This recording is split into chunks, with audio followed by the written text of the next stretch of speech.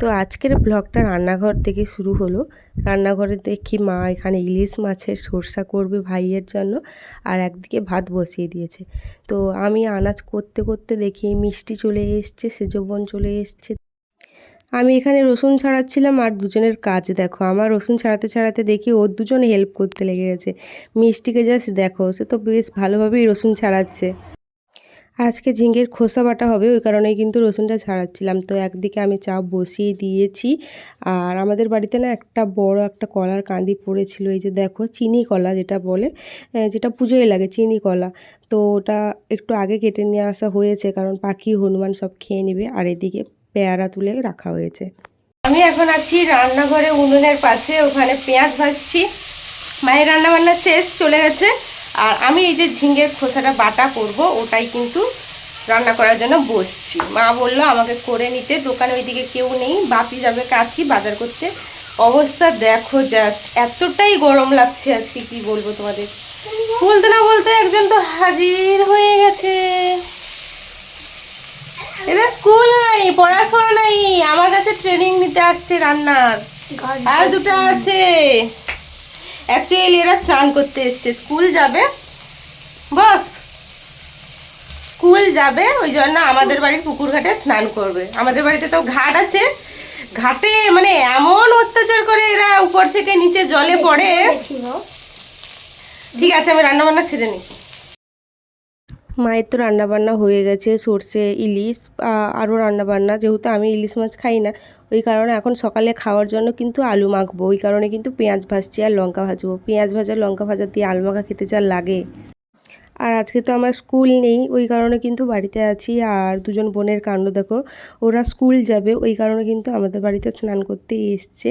আর আমাদের বাড়িতে ঘাট আছে, ওই কারণে ওরা এত মজা পায়, তোমাদের কি বলবো, সারাক্ষণ লাফাতে আছে। আমরাও ছোটোবেলায় কিন্তু এরকম পুকুরে স্নান করার সময় মজা করতাম। আর যাদের বাড়িতে পুকুর আছে, যাদের গ্রামে বাড়ি, তারাই কিন্তু একমাত্র এই মজা পাবে।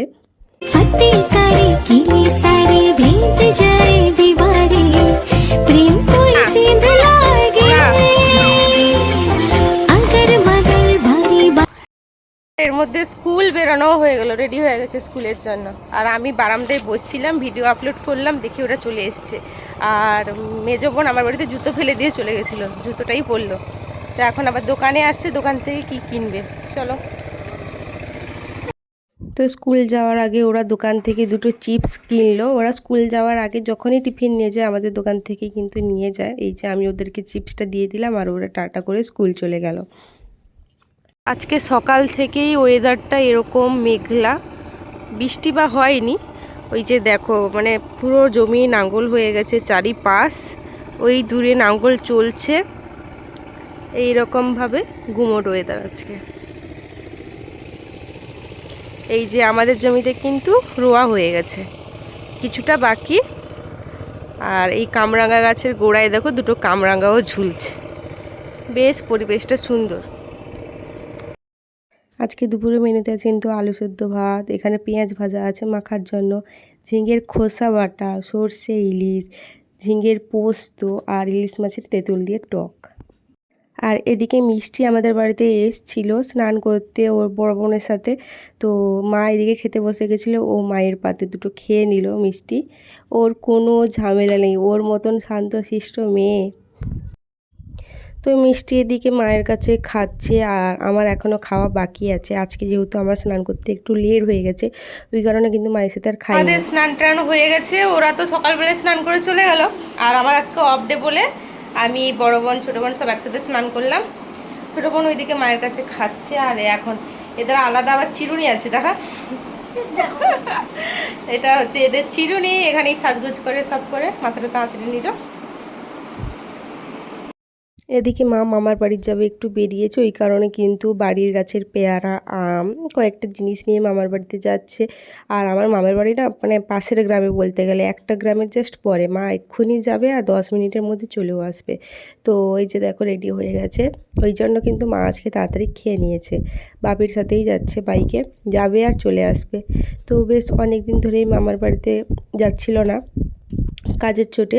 তো মামার বাড়িতেও ঘর হচ্ছে, নতুন পাকার ঘর, ওটাই কিন্তু দেখতে যাচ্ছে। দাদু অনেক দিন ধরে মাকে বলেছিল, তো মা এখন চলে গেল।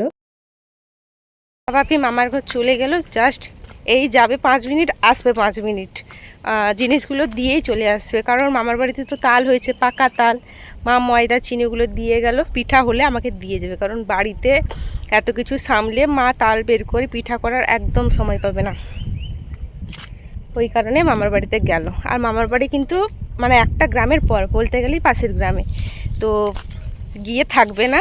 মামার বাড়িতে ঘরও হচ্ছে, ওটা দেখতে যাচ্ছে। অনেক দিন ধরে যেতে বলেছিল, দাদু এসছিল, বোন এসছিল, তো অনেকবার করে মাকে ডেকে গেছে, ওই জন্য মা কিন্তু গেল। যেহেতু আজকে আমার স্কুলের অফ ডে, ওই জন্য কিন্তু গেল। আর এই সবেদা পাতাগুলো আমি গরুকে দেবো। এখন আমি বাড়িতে যাই, 3টা মতো বাজে। বাড়িতে কিন্তু লোক চাষের কাজ করছে, চলে আসবে, আমাকে কোদাল টোদাল দিতে হবে, যেহেতু বাপি চলে গেল। তো চলো। Good evening everyone. তো এখন বাজে সন্ধ্যে 7টা, রান্নাঘরে চলে এসেছি। বাইরে কিন্তু হচ্ছে বৃষ্টি। আর এই যে এইদিকে দেখো প্যানের মধ্যে জল আছে, চা বসবে। মা ওইদিকে কী করছে, ওই গ্যাসটা নোংরা হয়ে গেছে, মানে চা উঠলে পরে প্রেসার কুকারে কিছু বসলে পড়ে পড়ে একবারে নোংরা হয়ে গেছে, তো ওইটা মাজছে।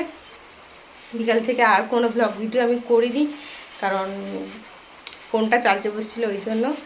আর বোনেরা এসেছিলো, বেশ দোকানে অনেকক্ষণ গল্প টল্প করে এখন রান্না করে এলাম। বাপির জন্য লেবু চাও করা হয়ে গেছে। আর এদিকে আমি আজকে বানাবো কিন্তু ঘি। আমাদের বাড়িতে কিন্তু ঘি বাড়িতেই বানানো হয়। তো মা অনেক দিন ধরে কিন্তু দুধের সর এরকম করে বাটিতে জমিয়ে রাখছিল। আমাদের বাড়িতে এখন অন্যের বাড়ি থেকে দুধ আনা হয়, যেহেতু বাড়িতে বাছুর হয়েছিল না, তো ওই দুধের সরগুলি মা একটু একটু করে বাটিতে করে কিন্তু ফ্রিজে রেখে দিয়েছিল। এখন ফ্রিজ থেকে ওই সরগুলো বের করেছি, ঠান্ডা ঠান্ডা সর, ওগুলো কিন্তু মিক্সিতে একবার পেস্ট করে নেব। আগে যেহেতু আমাদের বাড়িতে মিক্সি ছিল না, পুরোটাই কিন্তু হাতে ঘোরাতাম, তাহলে অনেক সময় লেগে যেত। মিক্সি থেকে বের করে একটা বাটিতে করে মাখনটা বের করে নিয়েছি। আর মাখনটাকে না জলে 2-3 বার করে ধুতে হবে।